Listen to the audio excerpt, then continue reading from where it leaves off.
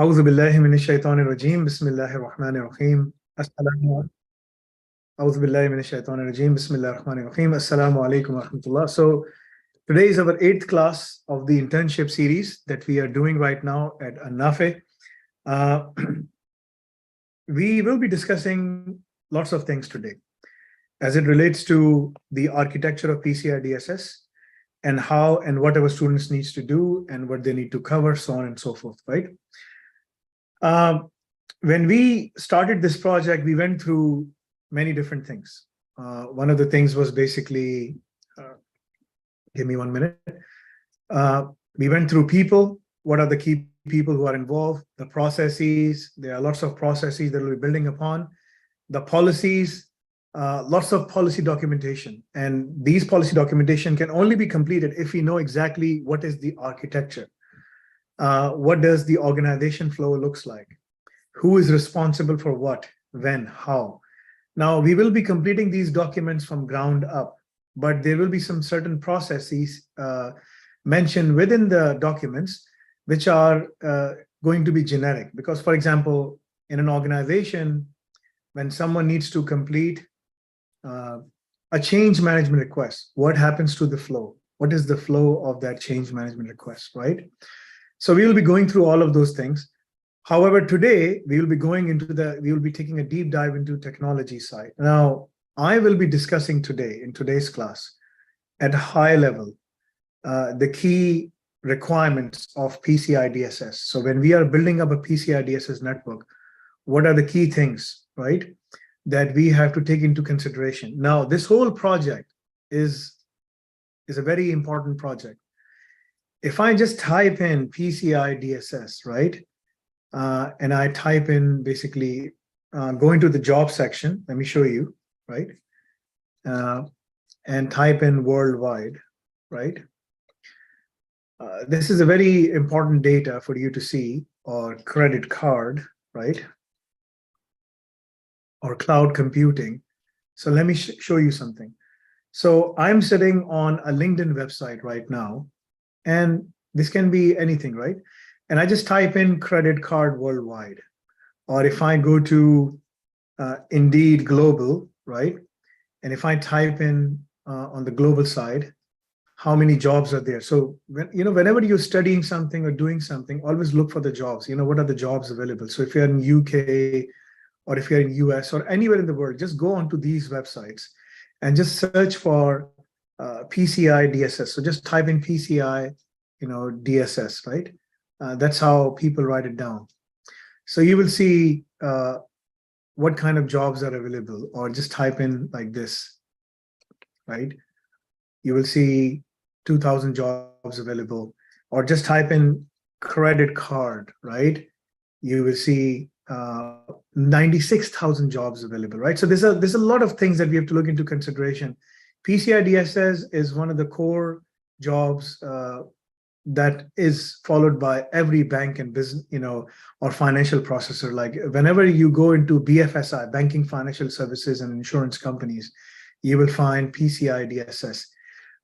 If I just type in the UK alone, PCI DSS, I will find jobs in 283 jobs. Now, this is just the keyword, but if I type in, credit card, right, I will find different jobs available in the market. Now, again, as I said, if it's a payment provider, payment service provider, payment processor, merchant, anyone in the in the world, when they are touching card data, they have to be compliant with PCI DSS. So when we talk about PCI DSS, normally it's all about cloud security, right?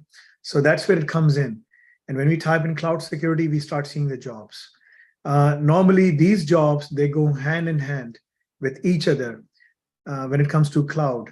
Or if I go into the global website of Indeed and I just type in cloud security, I will see worldwide there are right now, one of the platforms is picking up 92,000 jobs. Now, these jobs are principal information security engineer, CISO, different jobs, right? For you, as per your experience level, you can type in internship, entry level, associate, mid-senior level. These are the ones that you can captured.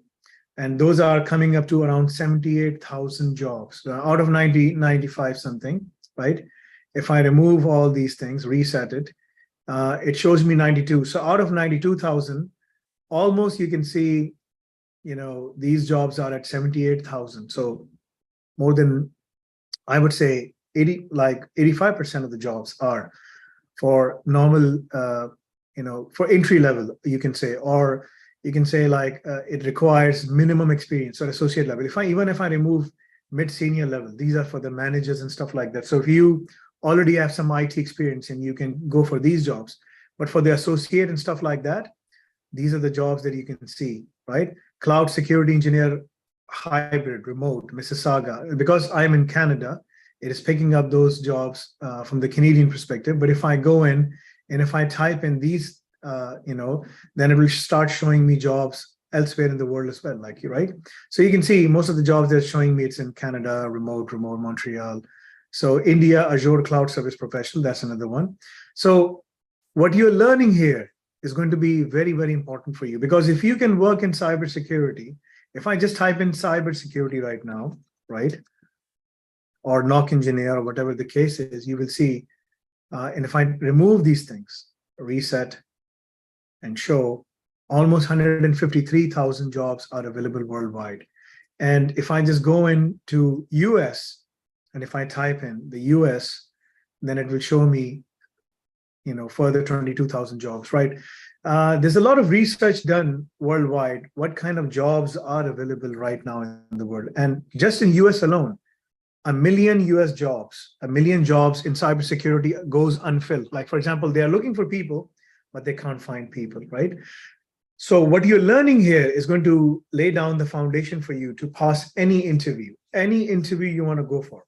So in today's class, I'm going to cover some of the key aspects. And based on these key aspects, all the different teams, when I'm talking about these different teams, these teams will go back and then they will start working on crafting the network.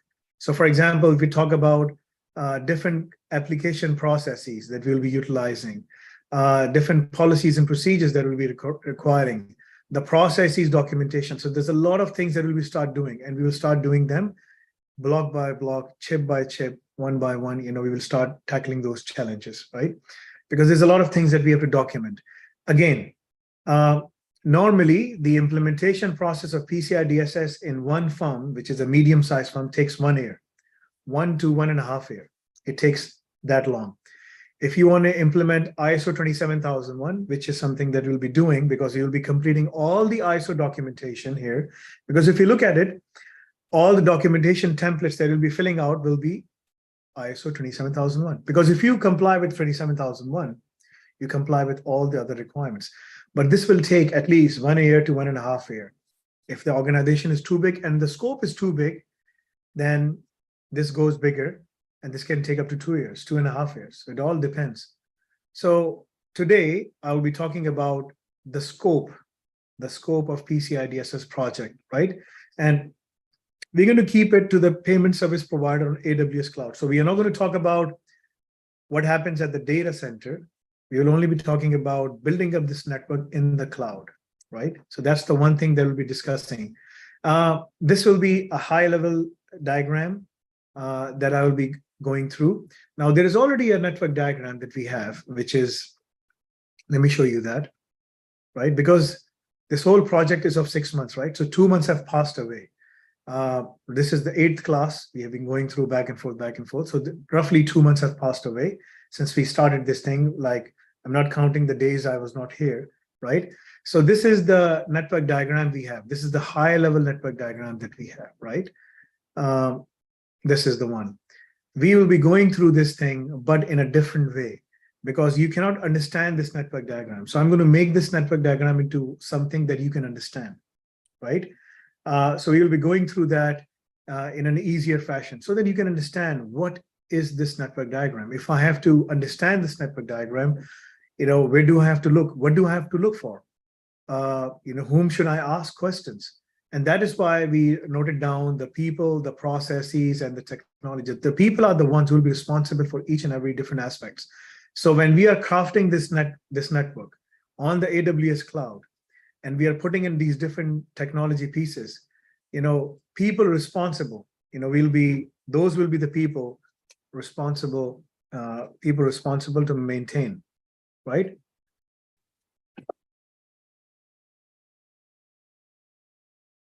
For this task. So they will be, so the ones who are responsible, their names will be here. So who is responsible for elastic compute? Most probably it's going to be the team of the cloud team. So if you go back, you will see this is basically the sysops guys. The sysops guys are DevOps, sysops, Saira, Abdullah, Osama. These are the three guys responsible for the elastic compute. So similarly, Shamsur Rahman, he's for the DevOps, right? So Shams will be managing the DevOps side. The DevOps side is where? The DevOps side is like when we talk about the EKS, or when we talk about the pipelines, right? So some of these pipelines will be coming under him. And then we also have a software development team, so on and so forth, right? So there are different people working in different aspects. So we need to look into all of those things. In today's class, we will be just going through a high-level network diagram. This high-level network diagram just goes through and shows what we will have, what it will look like, right? So I'm going to share my screen with you just to show you. Share screen, broadcast. Okay. So this is the high-level network diagram that we're going to start. I'm going to do some whiteboarding so that you can understand and see all the key aspects, okay? Yusuf, can you hear me? Can you just give me a thumbs up that you can hear me loud and clear so then I can see? Okay. All right. So the first thing that we need to understand is PCI DSS has 12 requirements, right? So we are building this network in the cloud, AWS cloud. One of the key aspects that we have to look into is basically that this network will have basically 3 different sites, okay? So this is all on PCI. Let me change I don't like the red one. And white, this is better, okay. So I'm going to type in PCI DSS network on AWS because it is running on AWS, right? AWS cloud. Now, this is a high-level network diagram. The detail level is something that you will start building up, right? So right now, we are just discussing all the aspects of what we have and how we're going to go through all the key aspects, okay? So the first thing is, there will be different subnets. So this is a separate VLAN. Obviously, the VLAN is coming from the VPC. So you have to configure that VPC properly. And all of these things needs to be documented and needs to be created in videos for our internship participants so that they can watch those videos and they can understand. And obviously, the videos will be given to them as per their tracks. So if you're studying deployment cloud cybersecurity, you will see some of the videos.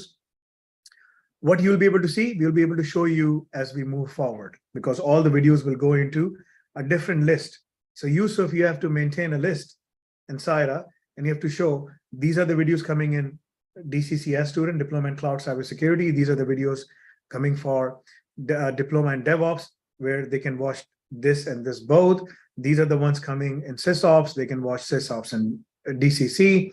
And the ones who are in attending basically AI Ops, they will be able to see that level 3, level 4 DevOps, SysOps, and AI. The ones who are studying offensive as well, so they'll be able to see the offensive security videos as well. So it all depends what they're studying, right? So you have to give them access to those videos as per their access. So this is the first VLAN. This is known as the web VLAN, the web servers. This is where we keep the web servers, right? So we will be showing them a load balancer. So there will be a load balancer, right? If I have to show you the load balancer, I have to do this. And let me do this quickly. Remove this VLAN. And this is the VLAN, the web server VLAN.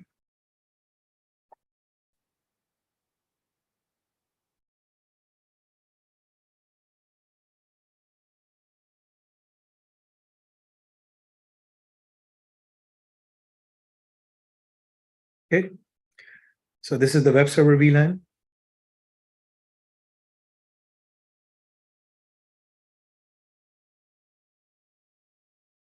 My writing is not that great, so accept my apologies in advance for that, right? This is the only VLAN which is the web facing. So the traffic needs to be basically load balanced through a serverless architecture, right? So this is where Shamsi will be creating a serverless layer, right? Where we will be keeping all the applications in the Kubernetes, okay? So this is where like all the applications in Kubernetes comes in, okay?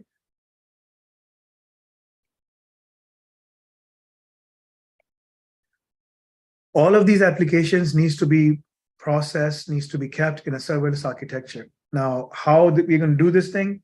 It has to be done in line with PCI DSS.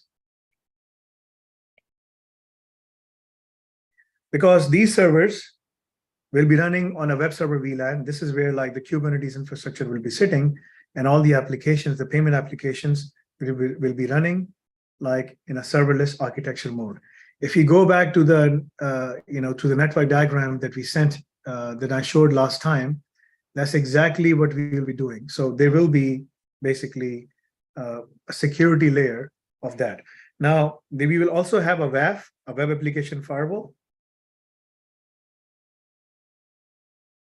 so that any traffic that comes towards basically these web servers, right?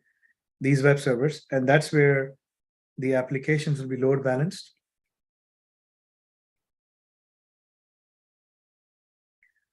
It needs to be filtered through the WAF. So that's the first thing you need to go through, right? Obviously, the VPC needs to be configured. I'm not talking about the VPC here but you have to show them that the VPC is here, and this is where like we are configuring all of these things through the VPC. All of these things has to be configured, even this one has to be configured with the VPC. Where does it go? How does it go, right? The load balancing is we will not be using TLS termination. This is yet to be determined, because what happens to the TLS termination is like traffic will be unencrypted at the TLS termination point, and then it goes unencrypted into our network. Should we do that? Should we consider doing that? This is something I leave it on Shamsi and his team to go in and decide and see, should we really do this thing or not, right? Because I'm going to leave a lot of architectural decisions up to Shamsi and his team, the DevOps and the SysOps team, to decide how they want to proceed. So this is the web server VLAN. The web server VLAN is where like all the load balance and all the serverless applications, the serverless applications will be running over here. Now, obviously, this needs to be maintained in a way that we have different layers. So we will have, there's going to be a blue-green architecture. And there will also be something like a DevOps, a dev network as well. So this is the dev network. Okay. The blue-green architecture, that means we're going to do some redundancy as well.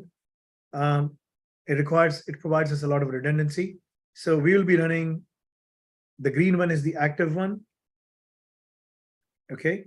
And this one is a passive one. But they will be load balancing all the applications. So all the web applications. Now this is I'm only showing you the web segment of the application. Okay. So how are you going to slice and dice the web server part? We're not going into the DB server and other areas right now. We're just talking about the application layer now. Whether you maintain application containers, all the applications are running into containers, right? So all the applications are running as containers. So this is all Dockers, app containers. Okay. Now, this is something that you have to go in and see the DevOps SysOps team how will you put the containers, where the containers are going, how they're proceeding, so on and so forth, right? Okay. The other thing is, should we use Elastic Container Service versus any other open services? Again, you will show them how things are managed through basically the cloud native services and also through basically some of the open source services. For the open source services, make a video, show it to them, and that's it. Take it down. For the cloud native, let it run. Everything in this network, every single thing in this network will be running on basically, if I have to note down the most important point, everything in this network will be running on, let me write it down.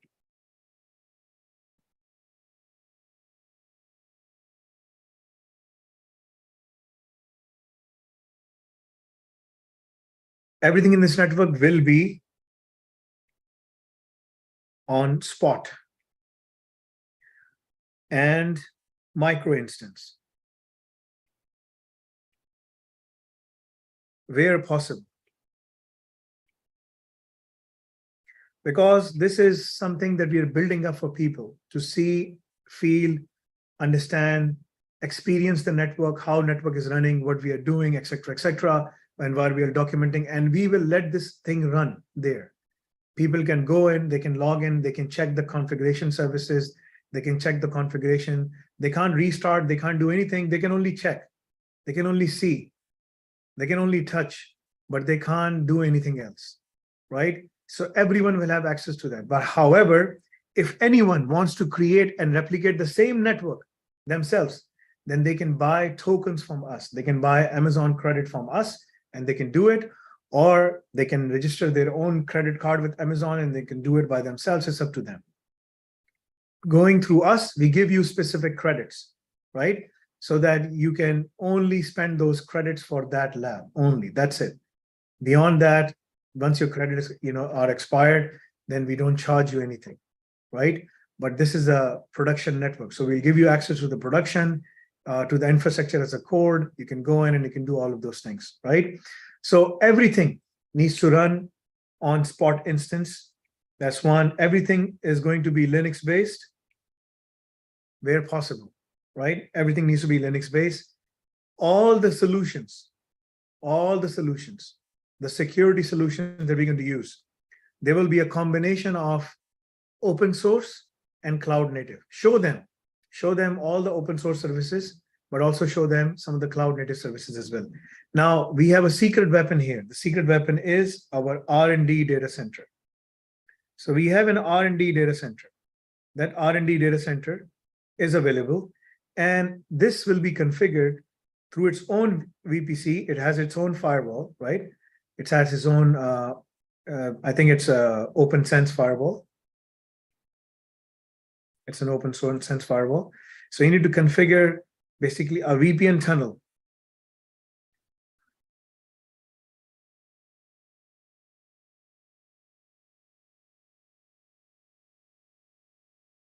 To this VPC.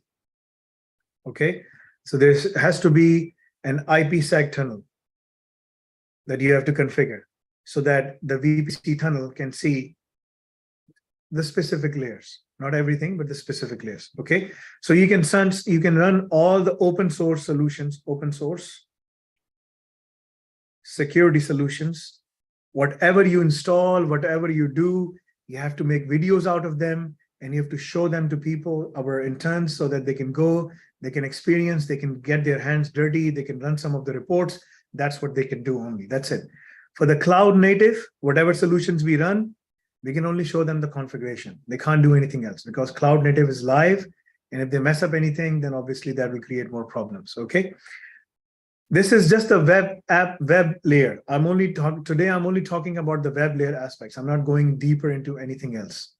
Okay. Because after this class, right after this class, I'll be sitting from tomorrow onwards, I'll be sitting 1 hour every day to answer questions. If anyone has any questions regarding how to study, what to do, what to follow, etc., I will I'm resuming my online presence again. But for now, in today's class, I'm just talking about the web layer, how we're going to do this, and what we're going to configure. Here, you can also Docker app, and then you can also configure the EKS service, right? So yes, we have to show them the EKS service, the Elastic container service.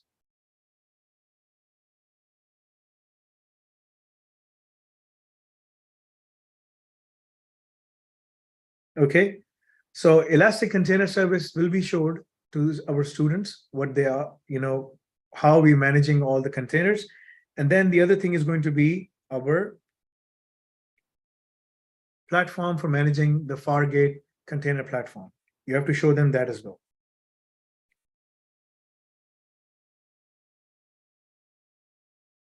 Now, again, I'm not going into other details about app layer and DB layer, but all of these layers will be configured like this. So if imagine that you have configured this, the active and the passive and all not, whatnot, right? But at the back end, the app layer will have the similar things. Okay, so convert this diagram into something very, very feasible. But if I have to draw you and quickly show you how the network is going to look like, so the network is going to look like this. So there will be a web layer. This is a web layer. This is the only layer open from the outside over port 80 and 443. Both ways, 80 and 443. Everything else is closed. This is the web layer. Behind it would be an app layer. This is a layered architecture model. This is where we will keep all the web servers here, all the app servers here. Okay, then we will have the database as a service. This is the DB layer.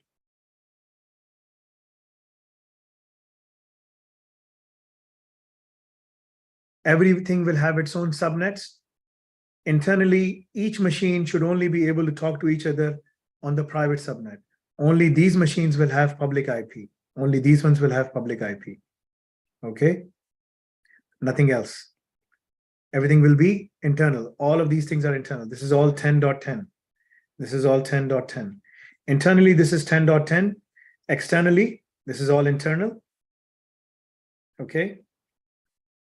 This is all internal traffic. All internal traffic, not east-west traffic, internally within the network. North-south coming in, going out. South is coming in, north is going out. It will be on public. Only for the web layer. Web layer is the only part which will have public IP. Everything has to be cut down and strict down. As you go through the requirement number 1 of PCI DSS, you will understand what I'm talking about. Okay. Everything will be behind a VLAN, and everywhere we will have an IDS. There will be an IDS here. IDS. So there will be an IDS here.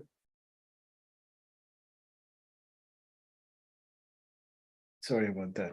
Okay, hold on. So there will be an IDS here. There will be an IDS here. And there will be an IDS here. We have to make sure that we are protecting the network from inside out. We have to make sure that there are no attacks going on. If the web server is compromised, app server can be compromised. And if the app server is compromised, we really want to make sure that we are protecting the database. That is the keys to the kingdom. This is where all the credit card data is, this is all the juicy data is here. We call them keys to the kingdom. Right? If this is compromised, this is all CC credit card, CC credit card, CC credit card. You have to make sure that we secure the credit card data as per PCI DSS. And as we are going forward, and as you're creating these solutions, I will go through specific requirements of PCI DSS. Truncate the data, hash the data, encrypt the data. All of these things we'll be talking about, right? Tokenize the data, possibly use blockchain to protect the data. There's a lot of things that we can do, and we will be showing you all of these things. So there will be encryption going on, right? Over here, we will show some of the data as truncated or hashed, right? So we'll show you that, and we'll also show you the tokenized data, right? Tokenized, and then we will also show you the quantum ledger data as well, how the data is being protected in the quantum ledger. This is the blockchain ledger of Amazon, right? So we'll show you all of those things. We just want to make sure You understand all the key things. And then there will be the security layer. The security part is where we will have the SOC layer, SOC. This is where we will have our IDS or Amazon Guard Duty, whatever we are using, as a separate dashboard. We will have basically SIEM, Security Information Event Monitoring. This can also reside on the R&D side as well, because we can also keep everything on the R&D side as well. So reduce the cost. Engineers, reduce the cost. Because in this whole exercise, our goal is to teach all the key internship participants how things are done, right? We don't want to keep on wasting the money, no. We want to teach them how things are done and give them experience to all the key things, but at the same time, safeguard our costs as well. Otherwise, the cost, will skyrocket, right? The SIEM, all of these things should be on piece, over here. Now, show them there will be two SOCs. One is on the R&D, one is on the AWS, right? So show this, these are the cloud native. These are the cloud native solutions, and these are open source solutions. So give them perspectives of both. So on some servers, you will install, there will be IDS here, open source. There will be SIEM here, open source. There will be a FIM here, file integrity monitoring. Yes, the same thing will be here as well, FIM, right? There will be DLP using from the cloud. There will be a DLP open source, right? So on some machines, you'll be running on the DLP open source, and some machines will be running DLP from the native cloud solutions. There will be lots and lots of monitoring, right? Lots and lots of monitoring. Now keep this in mind. If anyone wants to access these servers from the outside, they can't do so. They cannot. There will be a jump box. This is a separate subnet, just like this SOC is a separate subnet. All of these are separate subnets. This is the SOC layer. These are all different subnets. These are all different subnets. Okay. So this is a VLAN. This is a VLAN. This is a VLAN. And this is also a VLAN. Remember that. There will be a separate VLAN. This is known as the jump box VLAN.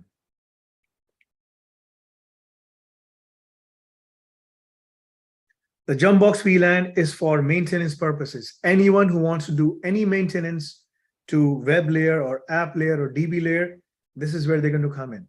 And this is where we will apply user behavior analytics, UBA, services. Show them the cloud native solution, UBA. Okay. Configuration management.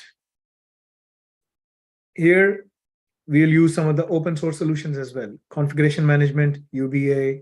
We'll try to find any solution we can get our hands on and show them both the open source and the cloud native. The reason we want to show them the open source, the cloud native, is because wherever they go, they will find the cloud native solutions. But but they should also know open source solutions as well, because in many organizations, open source solutions are being utilized. So you have to make sure that you craft all the services and you show them. Whatever you are creating, you have to document. If there is an IDS, there needs to be policy on IDS. If there is a SIEM, there needs to be policy on SIEM. If there's a FIM, file integrity monitoring, there needs to be policy on file integrity monitoring, right? All of these things. When you're doing pen testing, for the pen testing, there will be a separate VLAN. This is for the pen testing, right? This VLAN is only for the pen testing. This can access anything, anywhere,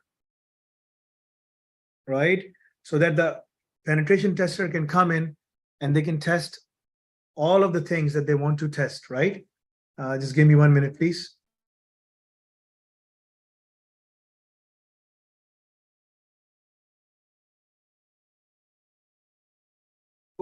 For the penetration testers, they need access to everything when they're doing internal vulnerability scans, external vulnerability scans, authenticated scans. All of these things needs to be done by the offensive security team. So there's a lot of SysOps work, there's a lot of DevOps work, there's a lot of offensive security work that you guys have to do. Now, whatever you're doing, keep this in mind. as I was in conversation with the AI, the generative AI team, you have to think and talk to the AI team, Dr. Yasser and all those guys, how we can make the whole process of IDS into an automated one, where we don't have the dependence of the operator, where we are analyzing the reports at a much faster pace, and the operator is given advice by the generative artificial intelligence, what steps they should take to counter this or that or whatever issues they're facing, right? So there's a lot of other solutions I haven't mentioned. There's key management solutions here. There's a lot of solutions that, as I said, I can only cover certain points, right? But there's a lot of things I haven't covered. So there's a key management issue going on here. We'll talk about encryption key, decryption keys, and all these kind of things. Tokenization solution will be here as well, right? The SOC will have access to many things, many things. So this is where, but SOC can only get access to this, to the jump box, right? So there has to be a two-factor authentication over here, 2FA, or I should say multi-factor authentication, not 2FA. So they should have the username, the password, the token, and the key to log on to that VLAN. To the SOC VLAN is the most important layer, and only specific people can have access to that VLAN. And once they are sitting, then they are being monitored as well, right? So we want to make sure that we are monitoring our guys as well, right? So it's like monitoring the monitors, right? To make sure that they're making the right decision. And if anyone becomes disgruntled, we know what is happening. So Jumpbox VLAN is another VLAN, which is very important, user behavior analytics. Anyone like the DevOps, if the DevOps wants to do something, or anyone wants to do something, they want to push the code, they want to update the code, they want to update the applications or anything, they must come through Jumpbox. There's also, a YUM update or satellite server, right? Update server. Update server is the place where you push all the updates, update server, right? Because for some machines, we will be pushing the updates. And for some machines, we won't be pushing the updates because I want to show the vulnerabilities in there as well. So now when you know this at a high level, go back and start crafting at a high level, some of the key things. Now, some of the key things that you should really go back and start doing right now is going to be how you should, the SysOps guys, how they should envision the network will look like. So there's a web server layer, right? So this is the web server layer, right? This is the web server layer. This is the app layer. This is the DB layer. You can slide in, like basically the container service, the Fargate, like all of those things, but they have to squeeze in these layers. They have to squeeze in, everything needs to squeeze in these layers. So essentially, when we look into the architecture, the VPC will be carved into different VLANs. One of the VLANs is the public VLAN. Then there will be a web layer where certain systems, internally they will have an internal IP, externally going out, they need an external IP. Everything else here internally, app layer, DB layer, SOC layer, Jumpbox, pen testing VLAN, all of these things will be separate. They will all into separate VLANs. Pen testing VLAN should only be opened when a person needs to go in and perform the pen testing. Otherwise, it should be disabled immediately. And again, this should only be accessed through multi-factor authentication, MFA, through Jumpbox. It has its own Jumpbox, right? So log into the Jumpbox and then you can log in and you can access, right? So we want to make sure that whatever we do, it is done basically in the best possible way we can, in the most secure possible way we can. Now, if I go back to that architecture now, and if I look into that architecture now, you will see that I divided this whole thing into separate VLANs. Now, this is a high-level architecture, a very, very high level. This is 20,000-foot view.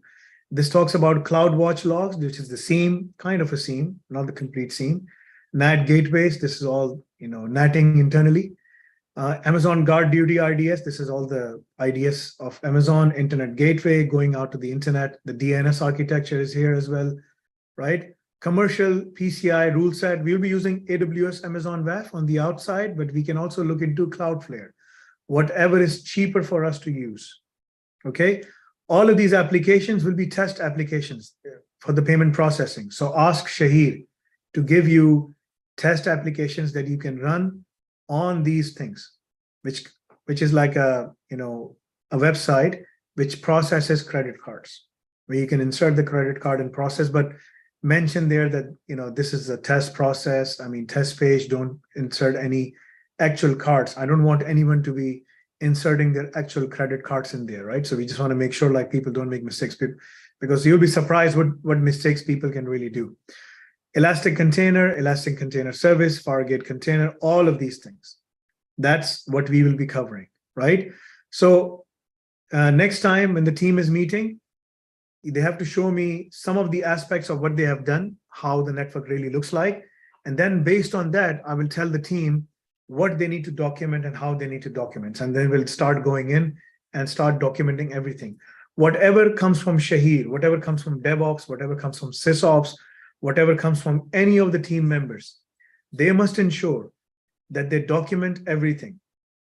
Everything needs a business requirement document. Everything needs application technical documentation, AP, we call it A, application, T, technical, and documents, ATD. So everything needs to have a BRDs and ATDs, right? To make sure that we have complete visibility. As we go forward and we start putting the machines in there, for the micro instances, only put like, 5 to 10 5 web servers, 5 app servers. DBs are just going to be instances that we are running internally in a secure manner. We have to document each and everything. The goal is that document each and everything in a way that we understand these key aspects, and we have to explain to them all the key aspects. And those are, as a business, right? What is our responsibility? What is Amazon responsibility? This is very important. What is our responsibility and what is Amazon? So when you are documenting this thing, VPC, we are buying compute, storage, database, networking from AWS. So this is all private cloud, but it is all coming from AWS. Hardware, AWS global infrastructure, where they have different regions, availability zones, edge locations. We'll be utilizing all of them.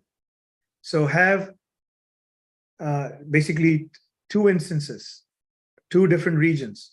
And you have to show them that if one region closes down, the other regions takes it over. And that's where the SysOps guys will see the blue-green architecture and some of the other things, right? The DevOps, this is beyond DevOps, this is the SysOps guys, but the DevOps needs to see if the applications are working properly or not. So the DevOps guys needs to create pipelines for all of these applications, the CI/CD pipelines for the primary side and for the secondary side, so that if primary goes down, the secondary is there. And within the primary side, there's blue-green architecture, So you have to show the blue-green architecture. Some of the servers are blue, some of the servers are green, how we're going to show them. Within Kubernetes, it becomes much more easier showing the blue-green architecture, right? So you have to tap into those things as well. From the security aspects, when you go in and document the security aspects of AWS, for Kubernetes, for all the infrastructure, the serverless architecture, you have to start documenting each and everything. Remember, utilize generative AI when you're documenting these things, because it will make your things much, much more easier. As a customer, we will be responsible for our data, platform, applications, identity, and access management. Yes, we are responsible for that. Operating system, networking, and firewall configurations is our responsibility. So we have to patch the systems. If we don't patch the systems are compromised, we can't blame AWS, right? We can't blame AWS. Network and firewall configuration, that is over, because they're providing us the firewall, the networking, but if it's open to the world, they can't do anything. People will attack us. So start with zero trust. This is zero trust is a different concept. This is something that I'm covering in some of the courses that I'm teaching. And if I have to show you what is zero trust, let me quickly show it to you. this is a totally different concept that that I'm covering. The zero trust is an architecture where we go in and basically it covers many things. I'm going to show you. I'm going to discuss some of the things. This is an RQF level 5. So RQF level 5, I will be discussing the zero trust architecture, the software-defined perimeter, how the software-defined perimeter works, the technologies for software-defined perimeter, because everything is software-defined. In the cloud, everything is software-defined. The components of software-defined perimeter and their architecture, the zero trust planning, and the zero trust implementation, right? So we'll be discussing all of these things later on, but those will be the videos coming from my side. But when the team is going in and when they're creating these things, they have to make sure that they document all of these things. The client side data encryption and data integrity authentication. This is where the DevOps team needs to go in, and whatever application they're creating, it needs to secure the data, from the web to the app, going into the DB, how it is going through. Server-side encryption, file system or data, and networking traffic protection, encryption, integrity, identity. We'll be monitoring each and everything. So these are the things that we'll be monitoring, and we'll be going in deeper. Again, this is a PCI DSS project, and I'm trying my level best to go beyond PCI DSS in some of the aspects, but I will stop myself from doing so, because if I do that, the project will become too big. My goal is to make sure that after this project, when you mention in your CV that you have done these things and you can develop these things, then each and every word coming out of my mouth right now is your interview preparation. If you follow this thing, as I'm explaining it to you, if you follow these notes, if you take notes of the class, this is the very important class. In the whole net, all the diploma programs, and we have, and soon to be our, university as well. It can take us a few months or whatever, right? The most important classes are the internship classes, because this is where you are learning how to ace the interview and how to do the work. If you know how to do the work properly, you can ace the interviews. This is the most important thing. Remember that, because if you don't take these classes, you will miss on everything else. These classes will only start happening within the portal. So you have to make every effort to join the classes on time and into the portal, okay? So this was today's class. Next time, we will discuss some of the other aspects of documentation and start creating this architecture and start showing you some of the things.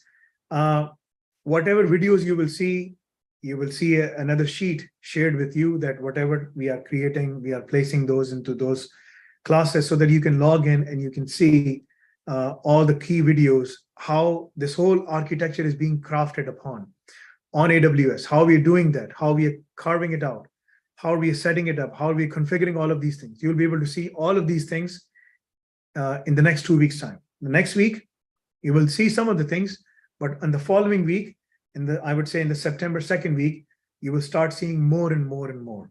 And that's where the things will become much more technical, right? I'm only going to talk to you about the high level stuff. This is the most important part in level 3. But in level 4 and level 5 and level 6 and level 7 and whatever levels you're studying, you will start to see how the hands-on stuffs are actually done. How are we configuring each and every solution? How are we configuring the applications? How are we configuring basically the solutions to make sure that they are compliant, secure and compliant. They're meeting all the requirements. So we will do all of those things. So we'll do that in the next 2 weeks' time. So as we are moving forward, there's lots of things going on. We will keep you updated about the changes, where to log in, what to log in. All of those things are coming up. There's a lot of work going on behind the scenes. We have started taking the exams. The exams have started. So if you're doing the internship and if you want us to develop your resume and also basically provide you a reference letter and all of those things, you must start and complete your the internship question banks. Those question banks are very, very important. The passing marks in them is 65%. Try to get 65 in there. We have also started the EduCall exams as well. Those things have started. Start the EduCall exam. They are very important for you to go in and start doing, because you will have 200 to 300 question banks. Each question bank is 20 questions. The passing marks over there is 85%, right? So if you fail on the first attempt, you can try the second and the third. If you achieve 85, you're pass. So we'll take the average of the 3 attempts or 4 attempts or whatever you did until you achieve that 85. And we will say, okay, that is your final score, right? That is what, so that makes it easier for everyone to pass their exam. So there's a lot of things coming up. We will keep you updated. In the next class, we will discuss more about this and the layout and how you will be able to access and what you will be access, so on and so forth. Alnafe.cloud is also launching as well. That's the next level where you'll be able to buy the tokens if you want to buy the tokens, and if you want to practice each and every lab, not only just see them, but if you want to do the practice, wherever we can, we are providing you those things. But whatever we cannot, you have to buy the tokens, and then you can go in and you can try all those things, right? So that is also coming up in the next 10 days or so. You'll be able to log on to that portal as well, and experience the new things. And if you really want to practice, then you can buy the labs, and you can start replicating basically the whole production environment and build upon your own production environment as well. Jazakallah khair. Thank you for your time. I will see you in the next class.